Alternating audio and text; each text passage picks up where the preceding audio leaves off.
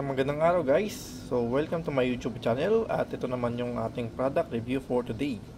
So mayroon tayong LS2 na gloves dito, no? Motorcycle gloves po yan. LS2 apparel. Ito yung mga kanyang taketa, no? Ang model name po niyan is the Cobra Man gloves, no? Level 1 KP, no?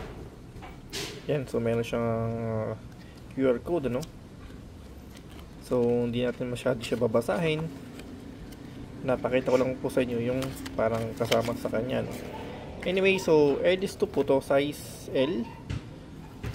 Ang presyo po niyan is, ito, no? 1,490, no? Sa Moto World. Ayan yung description niya, no? LS2 Cobra Man Gloves Black L, or the size is large. Ito yung ating list ng items guys, ano? Okay, so check natin dito guys yung loob, yung kanyang taketa, no? So gawa siya sa, made siya in Guangdong, China, no? Yung kanyang website guys, so sure tayong udig siya.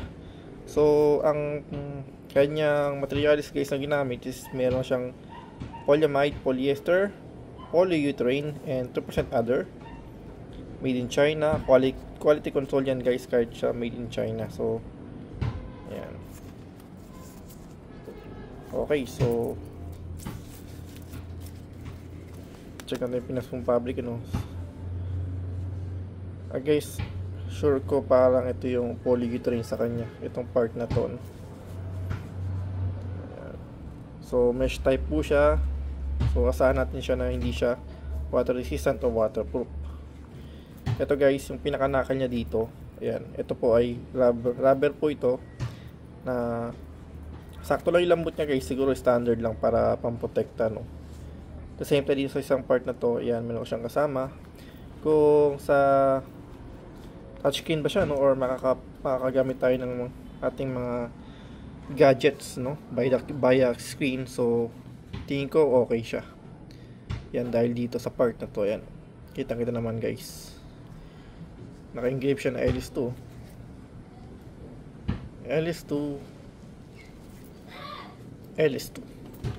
Same na naman din dito guys. Kita naman yung stitching niya, oh. Di ba? Pogi. Sukan natin guys. Yan. So large tayo, kaya para sa akin saktong-sakto lang po ito. Sorry, medyo nagalaw yung ating cellphone. Ayan guys, oh, pag nakalagay siya, sa akin sakto siya in a way na kasi large nga. And then comfortable ako kasi nga malambot siya guys, dahil na rin sa kanyang fabric na ginamit o materials. Tapos the same time ka guys is yung quality talagang andito. So velcro type po siya, no? Ayan, lahat tayong gamit na pwedeng pang sa gadget sa cellphone para matry natin kung okay siya pang touchscreen, no? Pero ayun, pares lang meron. Okay. So again guys, ito yung LS2 Cobra Man Gloves Black Large at the price of 1,490 sa Moto World po, no? Okay. So abangan po natin sa mga susunod nating rides, gagamitin natin siya kasi wala pa tayong all black na gloves. Ngayon pala tayo nag black, no? Pero sasama natin siya ng black na motorcycle jacket para match.